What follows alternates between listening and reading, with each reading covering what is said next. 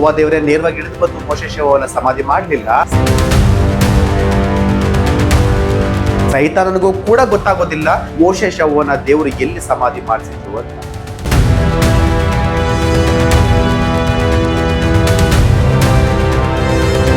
ಏನಾದ್ರೂ ಅಧಿಕಾರ ಇರ್ಬೇಕಲ್ವಾ? ಸುಮ್ಸುನೆ ಬಂದು ಯಾರು ಜಗಳ ಮಾಡ್ಲಿಕ್ಕೆ ಆಗೋದಿಲ್ಲ ಅಲ್ಲ. ಸೈತಾನಿಗೆ ಏನ್ ಅಧಿಕಾರ ಇತ್ತು ಮೋಶೆ ಶವದ ಮೇಲೆ ಅಂತ?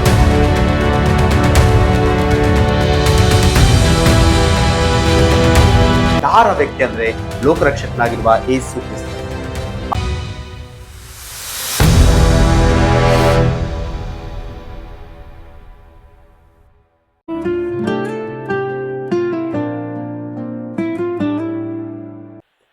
ಲೋಕರಕ್ಷಕನಾಗಿರುವ ಯೇಸು ಸ್ವಾಮಿಯವರ ಮಧುರವಾದ ನಾಮದಲ್ಲಿ ನಿಮ್ಮೆಲ್ಲರಿಗೂ ನನ್ನ ಹೃದಯಪೂರ್ವಕವಾದ ವಂದನೆಗಳನ್ನ ತಿಳಿಯಪಡಿಸುವನಾಗಿದ್ದೇನೆ. ಪ್ರಿಯರೇ, ದೇವರು ನಿಮ್ಮೆಲ್ಲರನ್ನು ಆಶೀರ್ವದಿಸಿ ಅಭಿವೃದ್ಧಿಪಡಿಸಲಿ. ಆಮೇನ್. ಪ್ರಿಯರೇ, ಈ ಒಂದು ಸಂದೇಶದಲ್ಲಿ ನಾವು ಒಂದು ಪ್ರಾಮುಖ್ಯವಾದ ವಿಷಯದ ಕುರಿತಾಗಿ ತಿಳಿದುಕೊಳ್ಳುವಂತಹ ಪ್ರಯತ್ನವನ್ನು ಮಾಡೋಣ. ಯೂದ ಪತ್ರಿಕೆ 1ನೇ ಅಧ್ಯಾಯ 9ನೇ ವಚನದಲ್ಲಿ ನಾವು ನೋಡ್ತೇವೆ, ಪ್ರಧಾನ ದೇವದೂತನಾದ ಮಿಖಾಯೇಲನು ಮೋಶೆಯ ಶವದ ವಿಷಯದಲ್ಲಿ ಸೈತಾನನೊಂದಿಗೆ ವ್ಯಾಜ್ಯ ಮಾಡಿ ವಾಗ್ವಾದ ಮಾಡಿದಾಗ ಅವನು ಸೈತಾನನ ಮೇಲೆ ದೂಷಣಾಭಿಪ್ರಾಯವನ್ನು ಹೇಳುವುದಕ್ಕೆ ಧೈರ್ಯಗೊಳ್ಳದೆ ಕರ್ತನು ನಿನ್ನನ್ನು ಖಂಡಿಸಲಿ ಅಂದನು. ಪ್ರೀತಿಯ ದೇವರ ಮಕ್ಕಳೇ, ಈ ಯೂದ ಪತ್ರಿಕೆ 1ನೇ ಅಧ್ಯಾಯ 9ನೇ ವಚನದಲ್ಲಿ ನಾವು ನೋಡ್ತಾ ಇದ್ದೇವೆ. ಈ ವಾಕ್ಯದಲ್ಲಿ ಪ್ರಧಾನ ದೇವದೂತನಾದ ಮಿಖಾಯೇಲ ಮತ್ತು ಸೈತಾನ ಇವರ ಮಧ್ಯೆ ಮೋಶೆಯ ಶವದ ವಿಷಯದಲ್ಲಿ ಒಂದು ವ್ಯಾಜ್ಯ ನಡೀತಾ ಇದೆ, ಹಾಗೆ ವಾಗ್ವಾದವು ಕೂಡ ನಡೀತಾ ಇದೆ. ಇವತ್ತು ಈ ವಿಡಿಯೋದಲ್ಲಿ ಯಾಕೆ ಮೋಶೆಯ ಶವದ ವಿಷಯದಲ್ಲಿ ಇವರಿಬ್ಬರ ಮಧ್ಯೆ ವ್ಯಾಜ್ಯವಾಯಿತು ಹಾಗೆ ವಾಗ್ವಾದ ಆಯಿತು ಎನ್ನುವಂತ ವಿಷಯವನ್ನ ನಾವು ತಿಳಿದುಕೊಳ್ಳುವಂತಹ ಪ್ರಯತ್ನವನ್ನು ಮಾಡೋಣ. ಈ ಸಂದೇಶವನ್ನ ನೀವು ಪೂರ್ತಿಯಾಗಿ ನೋಡುವಂತಹ ಪ್ರಯತ್ನ ಮಾಡಿ. ನೀವು ಅರ್ಧಂಬರ್ಧ ನೋಡಿದ್ರೆ ವಿಷಯ ಪೂರ್ತಿಯಾಗಿ ಅರ್ಥ ಆಗೋದಿಲ್ಲ ನಿಮಗೆ. ಹಾಗಾಗಿ ಈ ಸಂದೇಶವನ್ನ ಪೂರ್ತಿಯಾಗಿ ನೋಡಿ, ಹಾಗೆ ನೋಡಿದ ಮೇಲೆ ನಿಮ್ಮ ಅಭಿಪ್ರಾಯಗಳನ್ನ ಕಾಮೆಂಟ್ನ ಮೂಲಕವಾಗಿ ನನಗೆ ತಿಳಿಸಬೇಕು ಅಂತ ನಾನು ಪ್ರೀತಿಯಿಂದ ನಿಮ್ಮಲ್ಲಿ ಕೇಳ್ಕೊಳ್ತೇನೆ. ಹಾಗಾದ್ರೆ ವಿಷಯಕ್ಕೆ ಬರೋಣ. ಯೂದಾರವರು ಈ ಒಂದು ವಿಷಯವನ್ನ ತನ್ನ ಪತ್ರಿಕೆಯಲ್ಲಿ ಮಾತ್ರವೇ ಪ್ರಸ್ತಾವನೆ ಮಾಡುವಂತಹ ಪ್ರಯತ್ನವನ್ನು ಮಾಡ್ತಾರೆ. ಈ ವಿಷಯಕ್ಕೆ ಸಂಬಂಧಪಟ್ಟಂತೆ ಬೈಬಲ್ನ ಬೇರೆ ಯಾವ ಗ್ರಂಥಕರ್ತರು ಕೂಡ ಇದ್ರ ಬಗ್ಗೆ ಪ್ರಸ್ತಾವನೆ ಮಾಡುವಂತಹ ಪ್ರಯತ್ನ ಮಾಡೋದಿಲ್ಲ. ಅಜಂಪ್ಷನ್ ಆಫ್ ಮೋಸಸ್ ಅಥವಾ ಮೋಶೆಯ ಒಡಂಬಡಿಕೆ ಎನ್ನುವಂತಹ ಒಂದು ಅಪೋಕ್ರಿಫ ಪುಸ್ತಕ ಇದೆ.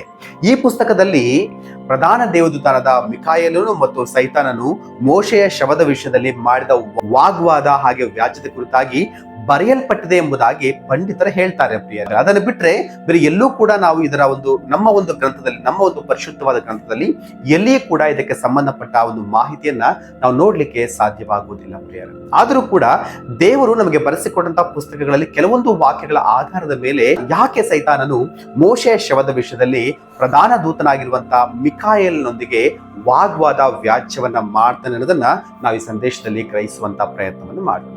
ಇಲ್ಲಿ ಇವರಿಬ್ಬರು ಕೂಡ ಮೋಶೆಯ ಶವದ ವಿಷಯದಲ್ಲಿ ವಾಗ್ವಾದವನ್ನು ಮಾಡ್ತಿದ್ದಾರೆ, ವ್ಯಾಜ್ಯವನ್ನ ಮಾಡ್ತಿದ್ದಾರೆ. ಮೊದಲನೇದಾಗಿ ಈ ಮೋಶೆ ವಿಷಯದಲ್ಲಿ ಕ್ಲುಪ್ತವಾಗಿ ನಾವು ತಿಳಿದುಕೊಳ್ಳುವಂತಹ ಪ್ರಯತ್ನವನ್ನು ಮಾಡೋಣ.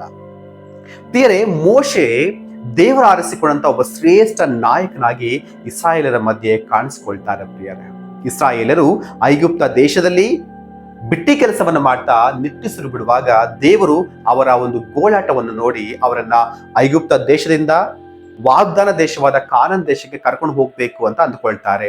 ಈ ಮಾರ್ಗದಲ್ಲಿ ದೇವರು ಆರಿಸಿಕೊಳ್ಳುವಂತಹ ವ್ಯಕ್ತಿ ಮೋಶೆಯವರು. ಪ್ರಿಯರೇ, ಆ ಐಗುಪ್ತ ದೇಶದವರ ಮಧ್ಯೆ ಅನೇಕ ಅದ್ಭುತ ಕಾರ್ಯಗಳನ್ನು ದೇವರು ಮೋಶೆಯವರ ಮೂಲಕವಾಗಿ ಮಾಡಿಸ್ತಾರೆ. ಅನಂತರ ಅರಣ್ಯ ಪ್ರಯಾಣದಲ್ಲಿ ಕೆಂಪು ಸಮುದ್ರವನ್ನು ಇಬ್ಬಾಗ ಮಾಡುವಂತ ಕಾರ್ಯವನ್ನು ನೋಡ್ತೇವೆ. ಹಾಗೆ ಬಂಡೆಯಿಂದ ನೀರು ಬರುವಂತ ಕಾರ್ಯಗಳನ್ನು ನೋಡ್ತೇವೆ. ಮನ್ನವನ್ನ ಸುರಿಸೋದನ್ನ ನೋಡ್ತೇವೆ. ಲಾವಕಗಳನ್ನ ಬರಮಾಡುದು ನೋಡ್ತೇವೆ. ಕಹಿ ನೀರನ್ನ ಸಿಹಿಯಾಗಿ ಮಾರ್ಪಡಿಸುವಂತ ವಿಷಯಗಳನ್ನು ನೋಡ್ತೇವೆ. ಈ ಎಲ್ಲಾ ಅದ್ಭುತ ಕಾರ್ಯಗಳನ್ನು ದೇವರು ಇಸ್ರಾಯೇಲರ ಮಧ್ಯದಲ್ಲಿ ಮಾಡ್ತಾರೆ. ಯಾರ ಮೂಲಕವಾಗಿ ಅಂದ್ರೆ ಇದೇ ಮೋಶೆಯ ಮೂಲಕವಾಗಿ ಮಾಡುವಂತಹ ಪ್ರಯತ್ನವನ್ನು ಮಾಡ್ತಾರೆ. ಇವೆಲ್ಲವನ್ನು ಕೂಡ ಇಸ್ರಾಯೇಲರು ಕಣ್ಣಾರೆ ನೋಡ್ತಾರೆ, ಅವರ ಜೀವಿತದಲ್ಲಿ ಅನುಭವಿಸುವಂತಹ ಪ್ರಯತ್ನವನ್ನು ಮಾಡ್ತಾರೆ. ಹಾಗಾಗಿ ಮೋಶೆಯವರ ವಿಷಯದಲ್ಲಿ ಇಸ್ರಾಯೇಲರಿಗೆ ಒಂದು ಉನ್ನತವಾದ ಒಂದು ಭಾವನೆ, ಒಂದು ಅಭಿಮಾನ, ಒಂದು ಭಯಭಕ್ತಿಯು ಕೂಡ ಇತ್ತು ಅನ್ನೋದು ನಮಗೆ ಅರ್ಥ ಆಗುತ್ತೆ. ಪ್ರಿಯರೇ, ಮೋಶೆಯನ್ನ ದೈವ ಪುರುಷನ ಎಂಬುದಾಗಿ ಅವ್ರು ನಂಬ್ತಾ ಇದ್ರು, ದೇವರ ಪ್ರತಿನಿಧಿ ಎಂಬುದಾಗಿ ಅವ್ರು ನಂಬ್ತಾ ಇದ್ರು. ಹಾಗೆ ಮೋಶೆ ವಿಷಯದಲ್ಲಿ ಉನ್ನತವಾದ ಅಭಿಮಾನವನ್ನು ಕೂಡ ಅವರು ಬೆಳೆಸ್ಕೊಂಡಿದ್ರು. ಪ್ರಿಯರೇ, ಹೀಗಿರುವಾಗ ಪ್ರಿಯರೇ, ಮೋಶೆಯವರು ಈ ಲೋಕವನ್ನ ಬಿಡುವಂತ ಸಮಯ ಬರುವಾಗ ದೇವರು ಮೋಶೆಯವರಿಗೆ ಹೇಳ್ತಾರೆ, ಮೋಶೆ, ನೀನು ಈ ಕಾನಾನ್ ದೇಶವನ್ನ ದೂರದಿಂದ ನೀನು ನೋಡ್ಬೋದೇ ಹೊರತು ಕಾನಾನ್ ದೇಶಕ್ಕೆ ಹೋಗ್ಲಿಕ್ಕೆ ನಿನಗೆ ಅವಕಾಶ ಇಲ್ಲ ಎಂಬುದಾಗಿ ಹೇಳ್ತಾರೆ. ಯಾಕೆ ಮೋಶೆಯವರಿಗೆ ಕಾನಾನ್ ದೇಶಕ್ಕೆ ಹೋಗ್ಲಿಕ್ಕೆ ಅವಕಾಶ ದೇವ್ರು ಕೊಡೋದಿಲ್ಲ ಅಂತ ಹೇಳಿದ್ರೆ, ಅರಣ್ಯಕಾಂಡ ಪುಸ್ತಕ 20ನೇ ಅಧ್ಯಾಯ 7ರಿಂದ 12 ವಚನಗಳನ್ನ ಓದುವಾಗ ಅಲ್ಲಿ ಒಂದು ಸಂದರ್ಭವನ್ನು ನೋಡ್ತೇವೆ. ಆ ಸಂದರ್ಭದಲ್ಲಿ ಮೋಶೆಯವರು ಮಾಡಿದ ಒಂದು ಸಣ್ಣ ತಪ್ಪಿನಿಂದ ಕಾನಾನ್ ದೇಶಕ್ಕೆ ಪ್ರವೇಶಿಸುವಂತಹ ಅವಕಾಶವನ್ನ ಮೋಶೆಯವರು ಕಳೆದುಕೊಳ್ತಾರೆ. ಅರಣ್ಯಕಾಂಡ ಪುಸ್ತಕ 20ನೇ ಅಧ್ಯಾಯ 7ರಿಂದ 12 ವಚನಗಳನ್ನ ನಾವು ಓದಿಕೊಳ್ಳೋಣ. ಇಲ್ಲಿ ನಾನು ಸಂದರ್ಭವನ್ನು ಹೇಳುವಂತ ಪ್ರಯತ್ನವನ್ನು ಮಾಡ್ತೇನೆ. ಇಲ್ಲಿ ಇಸ್ರಾಯೇಲರು ಅರಣ್ಯ ಪ್ರಯಾಣದಲ್ಲಿದ್ದಾರೆ. ಅವರು ಚಿನ್ನ ಅರಣ್ಯಕ್ಕೆ ಬರ್ತಾರೆ. ಅಲ್ಲಿ ಮೇರಿಬಾ ಎನ್ನುವಂತ ಸ್ಥಳಕ್ಕೆ ಬರುವಾಗ ಅಲ್ಲಿ ನೀರಿರೋದಿಲ್ಲ. ಅದರ ನಿಮಿತ್ತವಾಗಿ ಇಸ್ರಾಯೇಲರೆಲ್ಲರೂ ಕೂಡ ಮೋಶೆಯವರ ವಿರುದ್ಧವಾಗಿ ಗುಡುಗುಟ್ಟುವಂತಹ ಪ್ರಯತ್ನವನ್ನು ಮಾಡ್ತಾರೆ. ಮೋಶೆ, ಇಲ್ಲಿ ನೀರಿಲ್ಲ, ನಮ್ಮಲ್ಲಿ ಸಾಯಸಕ್ಕೆ ಕರ್ಕೊಂಡ್ಬಂದ್ಯಾ, ನಾವು ದಾಹದಿಂದ ಸತ್ತು ಹೋಗ್ತಿದ್ದೇವಲ್ಲ ಎಂಬುದಾಗಿ ಮೋಶೆಯವರ ಮೇಲೆ ಗುಡುಗುಟ್ಟುವಂತಹ ಪ್ರಯತ್ನವನ್ನು ಮಾಡ್ತಾರೆ. ಆಗ ಮೋಶೆಯವರು ದೇವರ ಬಳಿಗೆ ಹೋಗಿ ಮೊರೆ ಇಡುವಂತಹ ಪ್ರಯತ್ನವನ್ನು ಮಾಡ್ತಾರೆ. ಆ ಮೊರೆ ಇಡುವಾಗ ದೇವರು ಏನ್ ಹೇಳ್ತಾರೆ ಅಂತ ಹೇಳಿದ್ರೆ, ಆಗ ಯೆಹೋವನು ಮೋಶೆಗೆ, ನೀನು ಕೋಲನ್ನು ಕೈಯಲ್ಲಿ ಹಿಡಿದು ನಿನ್ನ ಅಣ್ಣನಾದ ಆರೋನನ ಜೊತೆಯಲ್ಲಿ ಸಮೂಹದವರನ್ನು ಕೂಡಿಸಿಕೊಂಡು ಅವರ ಎದುರಲ್ಲೇ ಆ ಕಡಿದಾದ ಬಂಡೆಗೆ ನೀರು ಕೊಡಬೇಕೆಂದು ಆಜ್ಞಾಪಿಸು. ಅದರೊಳಗಿಂದ ನೀರು ಹೊರಟು ಬರುವುದು. ನೀನು ಸಮೂಹದವರಿಗೂ ಅವರ ಪಶುಗಳಿಗೂ ನೀರನ್ನು ಕುಡಿಯಬಹುದು ಎಂದು ಹೇಳಿದನು. ಮೋಶೆ, ನೀನು ಹೋಗಿ ಆ ಕಡಿದಾದ ಬಂಡೆಗೆ ನೀರು ಕೊಡುವಂತ ಆಜ್ಞಾಪನೆ ಮಾಡು, ಆಗ ಆ ಬಂಡೆನ ನೀರು ಬರುತ್ತೆ, ಆಗ ನಿಮ್ಮ ದಾಹವನ್ನು ತೀರಿಸಿಕೊಳ್ಬಹುದು ಎಂಬುದಾಗಿ ಹೇಳ್ತಿದ್ದಾರೆ. ಆಗ ಮೋಶೆ ಅವ್ರು ಏನ್ ಮಾಡಿದ್ರು ಅಂತ ಹೇಳಿದ್ರೆ, ಯೆಹೋವನು ಆಜ್ಞಾಪಿಸಿದಂತೆಯೇ ಮೋಶೆಯು ಆ ಕೋಲನ್ನು ಆತನ ಸನ್ನಿಧಿಯಿಂದ ತೆಗೆದುಕೊಂಡು ಹೋಗಿ ಆರೋನನ ಜೊತೆಯಲ್ಲಿ ಸಮೂಹದವರನ್ನು ಆ ಕಡಿದಾದ ಬಂಡೆಗೆದುರಾಗಿ ಕೂಡಿಸಿ ಅವರಿಗೆ, ದ್ರೋಹಿಗಳೇ ಕೇಳಿರಿ, ನಾವು ಈ ಬಂಡೆಯೊಳಗಿಂದಲೇ ನಿಮಗೋಸ್ಕರ ನೀರನ್ನು ಬರಮಾಡಬೇಕು ಎಂದು ಹೇಳಿ ಕೈಯೆತ್ತಿ ತನ್ನ ಕೈಯಲ್ಲಿರುವ ಕೋಲಿನಿಂದ ಆ ಬಂಡೆಯನ್ನು 2 ಸಾರಿ ಹೊಡೆದನು. ಆಗ ನೀರು ಪ್ರವಾಹವಾಗಿ ಹೊರಟಿತು. ಸಮೂಹದವರು ಅವರ ಪಶುಗಳು ಕುಡಿದರು. ಇಲ್ಲಿ ದೇವರು ಮೋಶೆಯವರಿಗೆ ಹೇಳಿದ್ದು, ನೀನು ಬಂಡೆಗೆ ನೀರು ಕೊಡುವಂತ ಆಜ್ಞಾಪಿಸು ಅಂತ ಹೇಳಿದ್ದು. ಆದ್ರೆ ಮೋಶೆಯವರು ಕೋಪದಲ್ಲಿ ಏನ್ ಮಾಡ್ತಾರೆ ಅಂದ್ರೆ, ಆ ಬಂಡೆಗೆ 2 ಸಾರಿ ಹೊಡೆಯುವಂತ ಪ್ರಯತ್ನವನ್ನು ಮಾಡ್ತಾರೆ. ನೀರೇನೋ ಬರುತ್ತೆ, ಆದ್ರೆ ಮೋಶೆಯವರ ಮೇಲೆ ದೇವರ ಕೋಪವೂ ಬರುತ್ತೆ. ಯಾಕಂದ್ರೆ ಕೆಳಗೆ ನೋಡ್ರಿ ಏನು ಹೇಳ್ತಾರೆ ಅಂತ. ಆಗ ಯೆಹೋವನು ಮೋಶೆ ಆರೋನರಿಗೆ, ನೀವು ನನ್ನನ್ನು ನಂಬದವರಾಗಿ ಇಸ್ರಾಯೇಲರ ಎದುರಿನಲ್ಲಿ ನನ್ನ ಗೌರವವನ್ನು ಕಾಪಾಡದೆ ಹೋದುದರಿಂದ ಈ ಸಮೂಹದವರನ್ನು ನಾನು ಅವರಿಗೆ ವಾಗ್ದಾನ ಮಾಡಿದ ದೇಶದೊಳಕ್ಕೆ ನೀವು ಕರಕೊಂಡು ಹೋಗಕೂಡದು ಎಂದು ಹೇಳಿದನು. ಮೋಶೆ ಮತ್ತು ಆರೋನರು ಈ ಸ್ಥಳದಲ್ಲಿ ಮಾಡಿದ ಈ ಒಂದು ತಪ್ಪಿನಿಂದ ದೇವರು ಬಂಡೆಗೆ ಆಜ್ಞಾಪಿಸುವಂತ ಹೇಳಿದ್ರು. ಆದ್ರೆ ಮೋಶೆಯವರು ಕೋಲಿನಿಂದ ಒಡೆಯುವಂತ ಪ್ರಯತ್ನ ಮಾಡಿದರು. ಇದರ ನಿಮಿತ್ತವಾಗಿ ಅವರ ಮೇಲೆ ದೇವರ ಕೋಪ ಇಳಿದು ಬರುತ್ತೆ. ಕಾನಾನ್ ದೇಶಕ್ಕೆ ಹೋಗುವ ಅವಕಾಶವನ್ನು ಅವರು ಕಳೆದುಕೊಳ್ತಾರೆ. ಅದಕ್ಕೆ ಮೋಶೆಯವರು ಈ ಲೋಕಯಾತ್ರೆಯನ್ನು ಮುಗಿಸುವ ಸಮಯದಲ್ಲಿ ದೇವರು ಹೇಳ್ತಾರೆ, ನೀವು ಆವತ್ತು ಮಾಡಿದ ಆ ತಪ್ಪಿನಿಂದ ನೀವು ಅಲ್ಲಿಗೆ ಹೋಗಬಾರ್ದು, ನೀನು ಈ ನೆಬೋ ಪರ್ವತವನ್ನು ಹತ್ತಿ ಕಾನಾನ್ ದೇಶವನ್ನೆಲ್ಲವನ್ನು ಕೂಡ ನೋಡ್ಬೋದು ಎನ್ನುವಂತ ಮಾತನ್ನು ಕೂಡ ದೇವರು ಮೋಶೆಯವರಿಗೆ ಹೇಳ್ತಾರೆ. ಆಗ ಮೋಶೆಯವರು ಮೋಬ್ಯರ ಬಯಲಿನಲ್ಲಿರುವಂತಹ ನೆಬೋ ಪರ್ವತವನ್ನ, ಆ ಪರ್ವತದಲ್ಲಿ ಪಿಸ್ಗಾ ಎನ್ನುವಂತ ಬೆಟ್ಟವನ್ನ ಅವರು ಏರಿ ಕಾನಾನ್ ದೇಶವನ್ನ ನೋಡ್ತಾರೆ. ಹಾಗೆ ಆ ಬೆಟ್ಟದಲ್ಲಿ ದೇವರು ಹೇಳಿದ ಹಾಗೆ ತನ್ನ ದೇಹವನ್ನ ಮೋಶೆಯವರು ಅಲ್ಲೇ ಬಿಡುವಂತ ಪ್ರಯತ್ನವನ್ನು ಮಾಡ್ತಾರೆ. ನಾವು ಧರ್ಮೋಪದೇಶ ಕಾಂಡ ಪುಸ್ತಕ 34ನೇ ಅಧ್ಯಾಯ 1 ಮತ್ತು 5 ವಚನಗಳಲ್ಲಿ ಇದನ್ನು ನಾವು ನೋಡ್ತೇವೆ. ಒಂದ್ಸಾರಿ ಓದೋಣ. ಮೋಶೆಯು ಮೋವಾಬ್ಯರ ಮೈದಾನದಿಂದ ಯೆರಿಕೋ ಪಟ್ಟಣಕ್ಕೆ ಎದುರಾಗಿರುವ ನೆಬೋ ಪರ್ವತಕ್ಕೆ ಹೋಗಿ ಪಿಸ್ಗಾ ಎಂಬ ಬೆಟ್ಟದ ಶಿಖರವನ್ನು ಹತ್ತಿದನು. ಅಂದ್ರೆ ದೇವ್ರು ಹೇಳಿದ್ರಲ್ಲ ಮೋಶೆ ಅವರಿಗೆ, ನೀನು ಈ ನೆಬೋ ಪರ್ವತವನ್ನ ಹತ್ತಿ ಕಾನಾನ್ ದೇಶವನ್ನು ನೋಡು ಎಂಬುದಾಗಿ ಹೇಳಿದ್ರಲ್ವಾ, ಅದಕ್ಕೋಸ್ಕರವಾಗಿ ಮೋಶೆಯವರು ನೆಬೋ ಪರ್ವತವನ್ನು ಏರ್ತಿದ್ದಾರೆ. ಏರಿದ ಮೇಲೆ ನಾವು ಕೆಳಗೆ ಓದ್ಕೊಂಡ್ ಬರುವಾಗ ಅವರು ಇಡೀ ಕಾನಾನ್ ದೇಶ ಎಲ್ಲವನ್ನು ಕೂಡ ನೋಡ್ತಾರೆ ಪ್ರಿಯರೇ. ನಂತರ 5ನೇ ವಚನದಲ್ಲಿ, ಯೆಹೋವನ ಮಾತಿನಂತೆ ಅವನ ಸೇವಕನಾದ ಮೋಶೆ ಅಲ್ಲೇ ಮೋವಾಬ್ಯರ ದೇಶದಲ್ಲಿ ದೇಹ ಬಿಟ್ಟನು. ದೇವರು ಮೋಶೆಯವರಿಗೆ ಹೇಳಿದ ಹಾಗೆ ಮೋಶೆಯವರು ಆ ನೆಬೋ ಪರ್ವತದಲ್ಲಿಯೇ ತನ್ನ ದೇಹವನ್ನ ಬಿಡ್ತಾರೆ. ಅಂದ್ರೆ ಇಹಲೋಕ ಯಾತ್ರೆಯನ್ನ ಅಲ್ಲಿ ಮುಗಿಸುವಂತ ಪ್ರಯತ್ನವನ್ನ ಮಾಡ್ತಾರೆ. ಅನಂತರ ಏನಾಗುತ್ತೆ ಅಂತ ಹೇಳಿದ್ರೆ, ನಾವು 6ನೇ ವಚನ ಓದೋಣ. ಮೋವಾಬ್ಯರ ದೇಶದಲ್ಲಿ ಬೇತ್ಪೆಗೋರಿಗೆ ಎದುರಾಗಿರುವ ಕಣಿವೆಯಲ್ಲಿ ಯೆಹೋವನು ಅವನ ದೇಹವನ್ನು ಸಮಾಧಿ ಮಾಡಿದನು. ಅವನ ಸಮಾಧಿ ಎಲ್ಲಿದೆಯೋ ಇಂದಿನವರೆಗೂ ಯಾರಿಗೂ ತಿಳಿಯದು. ಅಂದ್ರೆ ಮೋಶೆಯವರು ಪ್ರಾಣ ಬಿಟ್ಟ ಮೇಲೆ ಆ ಮೋಶೆಯವರ ಶರೀರವನ್ನ ಯೆಹೋವ ದೇವರೇ ಬೇತ್ಪೆಗೋರಿಗೆ ಹೋಗುವ ದಾರಿಗೆ ಎದುರಾಗಿ ಒಂದು ಕಣಿವೆ ಇರುತ್ತೆ. ಆ ಕಣಿವೆಯಲ್ಲಿ ಮೋಶೆಯವರ ದೇಹವನ್ನ ದೇವರೇ ಸಮಾಧಿಯನ್ನ ಮಾಡ್ತಾರೆ. ಅದು ಯಾರಿಗೂ ಗೊತ್ತಾಗದಾಗೆ ಗುಪ್ತವಾಗಿಡುವಂತ ಪ್ರಯತ್ನವನ್ನ ಮಾಡ್ತಾರೆ. ಅಂದ್ರೆ ಯೆಹೋವ ದೇವರೇ ನೇರವಾಗಿ ಇಳಿದು ಬಂದು ಮೋಶೆ ಶವವನ್ನ ಸಮಾಧಿ ಮಾಡಲಿಲ್ಲ. ಆ ಕೆಲಸವನ್ನ ದೇವರು ಪ್ರಧಾನ ದೇವದೂತರಾಗಿರುವ ಮಿಕಾಯೇಲನಿಗೆ ಒಪ್ಪಿಸುವಂತ ವಿಷಯವನ್ನ ನಾವು ಯೂದ ಪತ್ರಿಕೆಯಲ್ಲಿ ನೋಡ್ತೇವೆ. ಈ ವಿಷಯ ಯಾರಿಗೂ ಕೂಡ ಗೊತ್ತಾಗುವುದಿಲ್ಲ, ಸೈತಾನನಿಗೂ ಕೂಡ ಗೊತ್ತಾಗೋದಿಲ್ಲ ಮೋಶೆ ಶವವನ್ನ ದೇವರು ಎಲ್ಲಿ ಸಮಾಧಿ ಮಾಡಿಸಿದ್ರು ಅಂತ. ಅದಕ್ಕೆ ಮೋಶೆಯ ಮರಣದ ವಿಷಯವನ್ನ ತಿಳಿದುಕೊಂಡಂತಹ ಈ ಸೈತಾನನು ಆ ಶವವನ್ನ ನಾನು ಪಡ್ಕೊಳ್ಬೇಕು ಅನ್ನೋ ಕಾರಣಕ್ಕಾಗಿ ಪ್ರಧಾನ ದೇವದೂತನಾಗಿರುವಂತಹ ಮಿಕಾಯೇಲ್ ದೂತನೊಂದಿಗೆ ಬಂದು ವ್ಯಾಜ್ಯವನ್ನ ಮಾಡ್ತಾನೆ, ವಾಗ್ವಾದವನ್ನ ಮಾಡ್ತಾನೆ. ಪ್ರೀತಿಯ ದೇವರ ಮಕ್ಕಳೇ, ಇಲ್ಲಿ ನಮಗೊಂದು ಪ್ರಶ್ನೆ ಬರಬೇಕು. ಸೈತಾನನು ಯಾಕೆ ಮೋಶೆ ಶವವನ್ನ ಪಡ್ಕೊಳ್ಬೇಕು ಅಂತ ಅಂದ್ಕೊಳ್ತಿದ್ದಾನೆ? ಮೋಶೆ ಶವದ ವಿಷಯದ ಏನಂತ ವಾಗ್ವಾದ ಮಾಡಿದ? ಬೇರೆ ನಾವಿಷ್ಟೊತ್ತು ಮೋಶೆ ಅವರ ವಿಷಯವಾಗಿ ನಾವು ನೋಡ್ಕೊಂಡ್ ಬಂದ್ವಲ್ಲ, ಅಂದ್ರೆ ಸೈತಾನ ಉದ್ದೇಶ ಏನು ಅಂತ ಹೇಳಿದ್ರೆ ಮೋಶೆ ಶವವನ್ನ ತನ್ನ ವಶಕ್ಕೆ ಪಡೆದುಕೊಂಡು ಆ ಮೋಶೆ ಶವದ ಮೂಲಕವಾಗಿ ಇಸ್ರಾಯೇಲರನ್ನ ದೇವರಿಗೆ ವಿರುದ್ಧವಾದ ಕಾರ್ಯಗಳನ್ನು ನಡೆಸಬೇಕು ಅನ್ನೋದು ಈ ಒಂದು ಸೈತಾನನ ಉದ್ದೇಶವಾಗಿತ್ತು. ಇದಕ್ಕೆ ಕಾರಣ ಏನ್ ಗೊತ್ತಾ? ಮೋಶೆಯವರನ್ನ ಇಸ್ರಾಯೇಲರು ಒಬ್ಬ ದೈವಿಕ ಪುರುಷ ಅಂತ ನೋಡ್ತಾ ಇದ್ರು, ದೇವರ ಪ್ರತಿನಿಧಿಯಾಗಿ ನೋಡ್ತಾ ಇದ್ರು. ಮೋಶೆಯ ವಿಷಯದಲ್ಲಿ ಅಪಾರವಾದ ಅಭಿಮಾನವನ್ನು ಇಟ್ಕೊಂಡಿದ್ರು. ಹಾಗೆ ಅವರ ವಿಷಯದಲ್ಲಿ ಭಯವನ್ನು, ಭಕ್ತಿಯನ್ನು ಕೂಡ ಇಟ್ಕೊಂಡಿದ್ರು. ಹೀಗಿರುವಾಗ ಒಂದು ವೇಳೆ ಏನಾದ್ರೂ ಮೋಶೆಯ ಶವ ಇಸ್ರಾಯೇಲರಿಗೆ ಸಿಕ್ಕಿದ್ದೆ ಆದ್ರೆ ಅವ್ರು ಏನ್ ಮಾಡ್ತಾ ಇದ್ರು? ಆ ಶವವನ್ನ ಸಮಾಧಿ ಮಾಡಿ ಆ ಸಮಾಧಿಯ ಸ್ಥಳವನ್ನ ಒಂದು ವಿಗ್ರಹಾರಾಧನೆ ಸ್ಥಳವನ್ನಾಗಿ ಇವರು ಮಾರ್ಪಡಿಸಿ ಅಲ್ಲಿ ವಿಗ್ರಹಾರಾಧನೆ ಮಾಡ್ಲಿಕ್ಕೆ ಮುಂದಾಗ್ತಾ ಇದ್ರು. ಯಾಕಂದ್ರೆ ಇಸ್ರಾಯೇಲರಿಗೆ ವಿಗ್ರಹಾರಾಧನೆ ಹೊಸ್ತೇನೂ ಅಲ್ಲ. ಖಂಡಿತವಾಗ್ಲೂ ಅವರು ಈ ಒಂದು ಕಾರ್ಯಕ್ಕೆ ಮುಂದಾಗ್ತಾ ಇದ್ರು. ಈ ವಿಷಯ ಅರ್ಥಂತಹ ದೇವರು ಅದಕ್ಕೆ ಮೋಶೆಯ ಶವವನ್ನ ಇಸ್ರಾಯೇಲ್ಗೆ ಸಿಗದ ಹಾಗೆ ಮಾಡಿದ್ರು. ಆತನ ಸಮಾಧಿ ಎಲ್ಲಿದೆ ಅನ್ನೋ ವಿಷಯವನ್ನ ಗುಪ್ತವಾಗಿಡುವಂತ ಪ್ರಯತ್ನ ಮಾಡಿದ್ರು.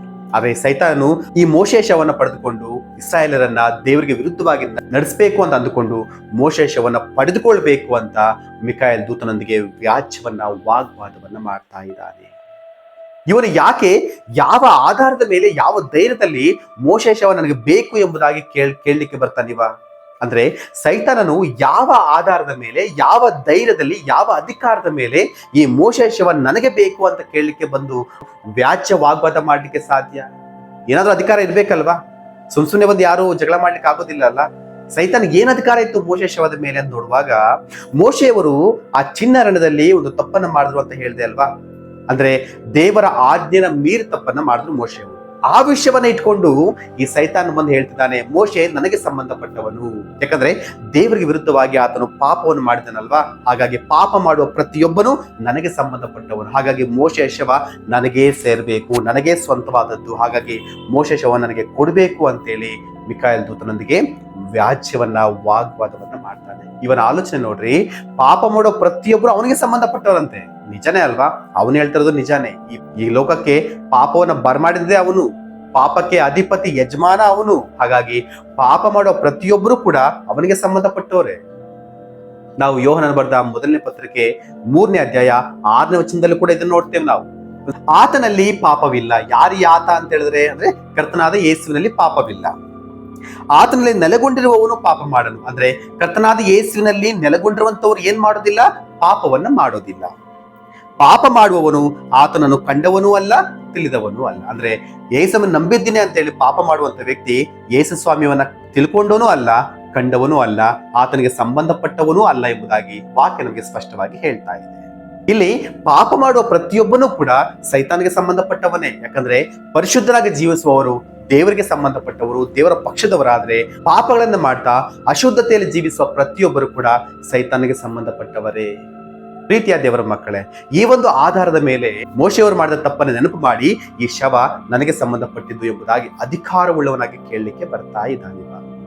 ಈ ಒಂದು ಆಲೋಚನೆಯಲ್ಲಿ ಮೋಶೆಯವರ ಶವನ ಪಡ್ಕೊಳ್ಬೇಕು ಅಂತೇಳಿ ಸೈತಾನನು ಮಿಕಾಯೇಲ್ ದೂತನೊಂದಿಗೆ ವ್ಯಾಜ್ಯವನ್ನ, ವಾಗ್ವಾದವನ್ನ ಮಾಡ್ತಾನೆ. ಇಲ್ಲಿ ಒಂದು ಆತ್ಮಿಕವಾದ ಮರ್ಮವು ಕೂಡ ಇದೆ ಪ್ರಿಯರೇ. ಏನಪ್ಪಾ ಅಂದ್ರೆ, ಇಷ್ಟಕ್ಕೂ ಇಸ್ರಾಯೇಲರನ್ನ ದೇವರಿಗೆ ವಿರುದ್ಧವಾಗಿ ನಡೆಸಬೇಕು ಅಂತ ಯಾಕೆ ಸೈತಾನ್ ಅಂದ್ಕೊಳ್ತಾ ಇದ್ದಾನೆ? ಒಂದ್ ವೇಳೆ ಇಸ್ರಾಯೇಲರು ದೇವ್ರ ವಿರುದ್ಧವಾಗಿ ನಡೆಯುವುದಾದ್ರೆ, ಒಂದ್ ವೇಳೆ ಮೋಶೆಯ ಸಮಾಧಿಯನ್ನ ವಿಗ್ರಹಾರ್ಧನೆ ಮಾಡಿಕೊಂಡು ವಿಗ್ರಹಾರ್ಧನೆಗೆ ಮುಂದಾಗುವುದಾದ್ರೆ ಏನಾಗುತ್ತೆ ಅಂದ್ರೆ ದೇವರ ಕೋಪ ಇಸ್ರಾಯೇಲರ ಮೇಲೆ ಇಳಿದು ಬರುತ್ತೆ. ಆಗ ದೇವರೇ ಇಸ್ರಾಯೇಲರನ್ನ ನಾಶ ಮಾಡುವಂತ ಸ್ಥಿತಿ ಒದಗಿ ಬರುತ್ತೆ ಪ್ರಿಯರೇ. ಯಾಕೆ ಈ ಇಸ್ರಾಯೇಲರ ಮೇಲೆ ಸೈತಾನಿಗೆ ಯಾಕೆ ಕೋಪ ಅಂತ ಹೇಳಿದ್ರೆ, ಇಸ್ರಾಯೇಲರ ಮೇಲೆ ಕೋಪ ಇಲ್ಲ. ಆದರೆ ಇಸ್ರಾಯೇಲರ ಮೂಲಕವಾಗಿ ಬರುವಂತ ಒಬ್ಬ ವ್ಯಕ್ತಿ ಇದನ್ನಲ್ಲ, ಆ ವ್ಯಕ್ತಿಯ ಜನನ ಆಗಬಾರ್ದು ಅಂತ ತಡೆಯೋದೇ ಇವನ ಉದ್ದೇಶ ಆಗಿದೆ. ಯಾರ ವ್ಯಕ್ತಿ ಅಂದ್ರೆ ಲೋಕರಕ್ಷಕನಾಗಿರುವ ಯೇಸು ಕ್ರಿಸ್ತನು. ಆದಿಕಾಂಡ ಪುಸ್ತಕ 3ನೇ ಅಧ್ಯಾಯ 15ನೇ ವಚನದಲ್ಲಿ ನಾವು ನೋಡ್ತೇವೆ, ದೇವರು ಒಂದು ವಾಗ್ದಾನವನ್ನು ಮಾಡ್ತಾರಲ್ಲಿ. ಅವರಿಗೆ ಶಾಪವನ್ನು ಕೊಡ್ತಾ, ನಿನ್ನ ತಲೆಯನ್ನು ಜಜ್ಜುವವನು ಈ ಸ್ತ್ರೀಯ ಸಂತಾನದಲ್ಲಿ ಬರ್ತಾನೆ ಎಂಬುವಂತ ಒಂದು ವಾಗ್ದಾನವನ್ನ, ಒಂದು ಭವಿಷ್ಯತ್ತನ ವಿಷಯವನ್ನ ಅಲ್ಲಿ ಸೈತಾನಿಗೆ ಹೇಳಿಬಿಟ್ರು.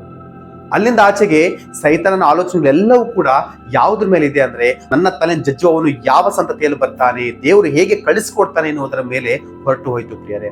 ಅಲ್ಲಿಂದ ಆಸಕ್ತಿಯಿಂದ ಪ್ರತಿ ವಿಷಯವನ್ನು ಗಮನಿಸ್ಕೊಳ್ತಾ ಬರ್ತಾನವ. ದೇವ್ರು ಮಾಡೋ ಪ್ರತಿ ಕಾರ್ಯದ ಮೇಲೆ ಒಂದು ಕಣ್ಣಿಡುವಂತ ಪ್ರಯತ್ನವನ್ನು ಮಾಡ್ತಾನೆ. ಆಗ ದೇವರು ಅಬ್ರಹಾಮನನ್ನು ಆರಿಸ್ಕೊಂಡ್ರು, ಈಸಾಕನು ಬಂದ, ಯಾಕೋಬನು ಬಂದ, 12 ಗೋತ್ರಕರ್ತರು ಬಂದ್ರು. ಆಗ ಸೈತಾನ್ಗೆ ಚೆನ್ನಾಗಿ ಅರ್ಥ ಆಗೋಯ್ತು, ನನ್ನ ತಲೆಯನ್ನು ಜಜ್ಜುವವನು ಬರೋದೇ ಈ ಸಂತಾನದ ಮೂಲಕ, ಅಂದ್ರೆ ಇಸ್ರಾಯೇಲರ ಮೂಲಕವಾಗಿ. ಹಾಗಾಗಿ ಇಸ್ರಾಯೇಲರೇ ಇಲ್ಲದ ಹಾಗೆ ಮಾಡಿಬಿಟ್ರೆ ಲೋಕರಕ್ಷಕನ ಜನನ ಹೇಗೆ ಆಗ್ಲಿಕ್ಕೆ ಸಾಧ್ಯ ಅಂತ ಆಲೋಚನೆ ಮಾಡ್ಕೊಂಡ ಅನೇಕ ಪ್ರಯತ್ನಗಳನ್ನ ಮಾಡ್ದ. ಈ ಲೋಕದಲ್ಲಿ ಕರ್ತನಾಗಿರುವಂತ ಯೇಸುವಿನ ಜನನ ಆಗ್ಬಾರ್ದು ಅಂತ ಬಹಳ ಪ್ರಯತ್ನಗಳನ್ನು ಮಾಡುವಂತ ಪ್ರಯತ್ನ ಮಾಡ್ದ. ಐಗುಪ್ತ ದೇಶದಲ್ಲಿ ಇವರು ವಾಸ ಮಾಡುವಾಗ ಗಂಡು ಮಕ್ಕಳೇ ಹುಟ್ಟಬಾರ್ದು ಅಂತೇಳಿ ಗಂಡು ಮಕ್ಕಳೆಲ್ಲವನ್ನು ಕೂಡ ಸಾಯಿಸಬೇಕು ಅಂತ ಒಂದು ರೂಲನ್ನು ಮಾಡ್ತಾನೆ ಫರೋಹನ ಮೂಲಕವಾಗಿ. ಆದ್ರೆ ದೇವರು ಅದರಿಂದಲೂ ಕೂಡ ಅವರನ್ನು ಬಚಾವ್ ಮಾಡ್ತಾರೆ. ಅನಂತರ ಈ ಅಮ್ಮೋನಿಯರ ಸ್ತ್ರೀಯರ ಜೊತೆಯಲ್ಲಿ ಇಸ್ರಾಯೇಲರು ವ್ಯಭಿಚಾರ ಮಾಡುವ ಹಾಗೆ ಮಾಡ್ತಾನೆ. ಅಲ್ಲಿ ಕೂಡ 24,000 ಜನರು ಸತ್ತು ಹೋಗ್ತಾರೆ ದೇವರ ಕೋಪಕ್ಕೆ ಗುರಿಯಾಗಿ. ಅನಂತರ ಎಸ್ತೇರಳ ಸಂದರ್ಭ ಬರುವಾಗ ಅಲ್ಲಿ ಹಾಮಾನನ ಕುತಂತ್ರದಿಂದ ಎಲ್ಲ ಯಹೂದ್ಯರ ನಾಶ ಮಾಡಬೇಕು ಎನ್ನುವಂತ ಹುನ್ನಾರವನ್ನು ಹುಡ್ತಾನೆ. ಅಲ್ಲಿ ಕೂಡ ದೇವರು ಅವರನ್ನು ಕಾಪಾಡಿಕೊಳ್ಳುವಂತ ಪ್ರಯತ್ನ ಮಾಡ್ತಾರೆ. ಹೀಗೆ ಲೋಕರಕ್ಷಕನ ಈ ಭೂಮಿಗೆ ಬರಬಾರ್ದು ಅಂದ್ರೆ ಇಸ್ರಾಯೇಲ್ ಜಾತಿ ಇರಬಾರ್ದು ಅಂತ ಅವ್ರ ನಾಶ ಮಾಡ್ಬೇಕಂತ ಬಹಳ ಪ್ರಯತ್ನಗಳನ್ನು ಮಾಡ್ಕೊಳ್ತಾ ಬರ್ತಾನೆ. ಆದ್ರೆ ಅವನ ಪ್ರಯತ್ನಗಳೆಲ್ಲವೂ ಕೂಡ ವಿಫಲ ಆಗ್ತಾ ಬರ್ತದೆ. ಹಾಗಾಗಿ ಈ ಮೋಶೆ ಶವವನ್ನು ಇಟ್ಕೊಂಡು ಇಸ್ರಾಯೇಲರನ್ನ ದೇವ್ರ ವಿರುದ್ಧವಾಗಿ ಎತ್ತು ಕಟ್ಟುವುದಾದ್ರೆ ದೇವರ ಅವರ ನಾಶ ಮಾಡ್ತಾನೆ ಎನ್ನುವಂತ ಆಲೋಚನೆಯಲ್ಲಿ ಅವನೇನ್ ಮಾಡ್ತಾನೆ ಅಂದ್ರೆ ಮೋಶೆ ಶವನ್ನ ಪಡ್ಕೊಂಡು ಅದನ್ನ ದುರುಪಯೋಗ ಪಡಿಸಿಕೊಳ್ಳುವಂತ ಪ್ರಯತ್ನದಲ್ಲಿ ಮಿಕಾಯೇಲ್ ದೂತನೊಂದಿಗೆ ವ್ಯಾಜ್ಯವನ್ನ ಮಾಡ್ತಾನೆ, ಹಾಗೆ ವಾಗ್ವಾದವನ್ನು ಕೂಡ ಮಾಡ್ತಾನೆ. ಪ್ರೀತಿಯ ದೇವರ ಮಕ್ಕಳೇ, ಇದು ಯೂದ ಪತ್ರಿಕೆ 1ನೇ ಅಧ್ಯಾಯ 9ನೇ ವಚನದಲ್ಲಿ ಮಿಕಾಯೇಲ್ ದೇವದೂತ ಮತ್ತು ಸೈತಾನೊಂದಿಗೆ ನಾವು ವ್ಯಾಜ್ಯ ವಾಗ್ವಾದ ಏನಾಗಿರ್ಬೋದು ಎನ್ನುವಂತ ವಿಷಯಕ್ಕೆ ಸಂಬಂಧಪಟ್ಟ ಒಂದು ಪರಿಪೂರ್ಣ ಮಾಹಿತಿ ಆಗಿದೆ ಪ್ರಿಯರೇ. ಇಲ್ಲಿ ನಾವು ಆ ವಾಕ್ಯವನ್ನ ಯೂತರವರು ಯಾಕೆ ಬರೆದ್ರು ಅನ್ನುವಂಥ ವಿಷಯವನ್ನ ನಾವು ಒಮ್ಮೆ ಆಲೋಚನೆ ಮಾಡುವುದಾದ್ರೆ, ಈ ಭಕ್ತಿಯಿಂದ ಏನ್ ಮಾಡ್ತಾರೆ ಅಂದ್ರೆ ಎಲ್ಲವನ್ನೂ ಕೂಡ ದೂಷಿಸ್ತಾರೆ. ಇವರು ಗೊತ್ತಿಲ್ಲದ ಎಲ್ಲವನ್ನೂ ಕೂಡ ದೂಷಣೆ ಮಾಡುವಂತ ಪ್ರಯತ್ನ ಮಾಡ್ತಾರೆ, ಮಹಾಪದವಿಯರನ್ನು ದೂಷಿಸುವಂತ ಪ್ರಯತ್ನ ಮಾಡ್ತಾರೆ. ಆದ್ರೆ ಮಿಕಾಯೇಲ್ ದೇವದೂತ ನೋಡ್ರಿ ಏನ್ ಮಾಡ್ದ ಅಂದ್ರೆ, ಆತನು ಸೈತಾನನು ಬಂದು ಮೋಶೆ ಶವದ ವಿಷಯದಲ್ಲಿ ವಾಗ್ವಾದ ಮಾಡುವಾಗ ಆತನು ದೂಷಣಾಭಿಪ್ರಾಯವನ್ನ ಹೇಳುವುದಕ್ಕೆ ಧೈರ್ಯಗೊಳ್ಳದೆ ದೇವರು ನಿನ್ನನ್ನು ಖಂಡಿಸಲಿ ಅಂತ ಮಾತ್ರ ಹೇಳಿ ಸುಮ್ಮನಾಗ್ತಾನೆ. ಅಂದ್ರೆ ಪ್ರಧಾನ ದೂತನಾಗಿರುವಂತ ಆತ ದೂಷಣೆ ಮಾಡ್ಲಿಕ್ಕೆ ಆತನು ಮುಂದಾಗ್ಲಿಲ್ಲ. ಆದ್ರೆ ಇವರು ಮಾತ್ರ, ಈ ಭಕ್ತಿಹೀನರು ಮಾತ್ರ ಯಾವ ಭಯವೂ ಇಲ್ಲದೆ, ಭಕ್ತಿ ಇಲ್ಲದೆ ಎಲ್ಲರನ್ನು ಕೂಡ ದೂಷಿಸುವಂತ ಪ್ರಯತ್ನ ಮಾಡ್ತಾರೆ ಅನ್ನೋ ವಿಷಯವನ್ನ ಆತನು ಹೇಳುವಂತ ಮಾರ್ಗದಲ್ಲಿ ಈ ವಿಷಯವನ್ನ, ಈ ಮೋಶೆ ಶವದ ವಿಷಯವನ್ನ ಆತನು ಪ್ರಸ್ತಾವನೆ ಮಾಡುವಂತ ಪ್ರಯತ್ನವನ್ನು ಮಾಡ್ತಾನೆ. ಯೂದ ಪತ್ರಿಕೆ 1ನೇ ಅಧ್ಯಾಯ ಒಂದೇ ಅಧ್ಯಾಯ ಇರ್ತದೆ. 8ನೇ ವಚನ ಮತ್ತೆ 10ನೇ ವಚನ ಓದುವುದಾದ್ರೆ ಇಲ್ಲಿ ನೋಡ್ರಿ ಏನಿದೆ ಅಂತ. ಈ ಜನರು ಅಂದ್ರೆ ಯಾರು? ಭಕ್ತಿಹೀನರು. ಈ ಭಕ್ತಿಹೀನರು ಸ್ವಪ್ನಾವಸ್ಥೆಯಲ್ಲಿರುವವರಂತೆ ಅದೇ ರೀತಿಯಾಗಿ ಶರೀರವನ್ನ ಮಲಿನ ಮಾಡಿಕೊಳ್ಳುತ್ತಾರೆ, ಪ್ರಭುತ್ವಗಳನ್ನ ಅಸಡ್ಡೆ ಮಾಡುತ್ತಾರೆ, ಮಹಾಪದವಿಯರನ್ನ ದೂಷಿಸುತ್ತಾರೆ. ಆದರೆ ಪ್ರಧಾನ ದೇವದೂತನಾದ ಮಿಕಾಯೇಲನು ಮೋಶೆಯ ಶವದ ವಿಷಯದಲ್ಲಿ ಸೈತಾನನೊಂದಿಗೆ ವ್ಯಾಜ್ಯ ಮಾಡಿ ವಾಗ್ವಾದ ಮಾಡಿದಾಗ ಅವನು ಸೈತಾನನ ಮೇಲೆ ದೂಷಣಾಭಿಪ್ರಾಯವನ್ನು ಹೇಳುವುದಕ್ಕೆ ಧೈರ್ಯಗೊಳ್ಳದೆ ಕರ್ತನು ನಿನ್ನನ್ನು ಖಂಡಿಸಲಿ ಅಂದನು. ಆದರೆ ಈ ಜನರು ತಮಗೆ ಗೊತ್ತಿಲ್ಲದ ಎಲ್ಲವನ್ನೂ ದೂಷಿಸುತ್ತಾರೆ ಮತ್ತು ತಾವು ವಿವೇಕ ಶೂನ್ಯ ಪಶುಗಳಂತೆ ಸ್ವಾಭಾವಿಕವಾಗಿ ಯಾವುಗಳನ್ನ ತಿಳಿದುಕೊಳ್ಳುತ್ತಾರೋ ಅವುಗಳಿಂದ ತಮ್ಮನ್ನು ಕೆಡಿಸಿಕೊಳ್ಳುತ್ತಾರೆ. ಇದು ಸಂದರ್ಭ ಪರಿಚಯ ಪ್ರಿಯರೇ. ಅಂದ್ರೆ ಯೂದರವರು ಯಾಕೆ ಮೋಶದ ಶವಕ್ಕೆ ಸಂಬಂಧಪಟ್ಟ ಈ ಒಂದು ಸಂದರ್ಭವನ್ನ ಪ್ರಸ್ತಾವನೆ ಮಾಡಿದ್ರು ಅನ್ನೋದಕ್ಕೆ ಇದು ಒಂದು ಸಂದರ್ಭ ಪ್ರಿಯರೇ. ಅಂದ್ರೆ ಭಕ್ತಿಹೀನರು ಮಾಡುವ ಭಕ್ತಿಹೀನ ಎಲ್ಲವನ್ನೂ ದೂಷಣೆ ಮಾಡ್ತಾರೆ. ಆದ್ರೆ ಮಿಕಾಯೇಲ್ ದೂತ ಇಲ್ಲಿ ದೂಷಣೆ ಮಾಡುವಂತ ಪ್ರಯತ್ನ ಮಾಡದೆ ದೇವರಿಗೆ ಒಪ್ಪಿಸಿಕೊಟ್ಟ ಅನ್ನುವಂಥ ವಿಷಯವನ್ನ ಹೇಳ್ತಾ ಈ ಸಂದರ್ಭದಲ್ಲಿ ಈ ಮಾತನ್ನ ಹೇಳುವಂತ ಪ್ರಯತ್ನವನ್ನು ಮಾಡ್ತಾರೆ. ಇದುವರೆಗೂ ನಾವು ಸೈತಾನನು ಯಾವ ಉದ್ದೇಶದಲ್ಲಿ ಏನಂತ ವಾಗ್ವಾದ ಮಾಡ್ದ, ವ್ಯಾಜ್ಯ ಮಾಡ್ದ, ಉದ್ದೇಶ ಏನಾಗುತ್ತೆ ಎಲ್ಲವನ್ನು ಕೂಡ ನಾನು ನಿಮಗೆ ವಿವರವಾಗಿ ತಿಳಿಸುವಂತ ಪ್ರಯತ್ನವನ್ನು ಮಾಡಿದ್ದೇನೆ. ಪ್ರೀತಿಯ ದೇವರ ಮಕ್ಕಳೇ, ಈ ಸಂದೇಶ ನಿಮಗೆ ಆತ್ಮಿಕವಾಗಿ ಪ್ರಯೋಜನಕರವಾಗಿದೆ ಅಂತ ನಿಮ್ಗೆ ಅನ್ಸಿದ್ರೆ ಈ ಸಂದೇಶವನ್ನು ಲೈಕ್ ಮಾಡಿ, ಹಾಗೆ ಶೇರ್ ಮಾಡಿ. ಇದುವರೆಗೂ ನನ್ನ ಚಾನಲ್ ಅನ್ನ ನೀವು ಸಬ್ಸ್ಕ್ರೈಬ್ ಮಾಡ್ಕೊಳ್ಳಿಲ್ಲ ಅಂದ್ರೆ ದಯವಿಟ್ಟು ಈ ಚಾನಲ್ ಅನ್ನ ಸಬ್ಸ್ಕ್ರೈಬ್ ಮಾಡಿಕೊಂಡು ನನಗೆ ಸಪೋರ್ಟ್ ಮಾಡಿ. ದೇವರು ನಿಮ್ಮೆಲ್ಲರನ್ನು ಕೂಡ ಆಶೀರ್ವದಿಸಲಿ. ಮತ್ತೆ ದೇವರ ಚಿತ್ತವಾದರೆ ಮತ್ತೊಂದು ಸಂದೇಶದಲ್ಲಿ ನಾನು ನಿಮ್ಮ ಮುಂದೆ ಬರ್ತೇನೆ. ಅಲ್ಲಿಯವರೆಗೂ ದೇವಾದಿದೇವನ ಪ್ರೀತಿ, ಕೃಪೆ, ಅನ್ಯೋನ್ಯತೆ ನಮ್ಮೆಲ್ಲರ ಸಂಗಡ ಇರಲಿ. ಎಲ್ಲರಿಗೂ ಶಾಲೋಮ್.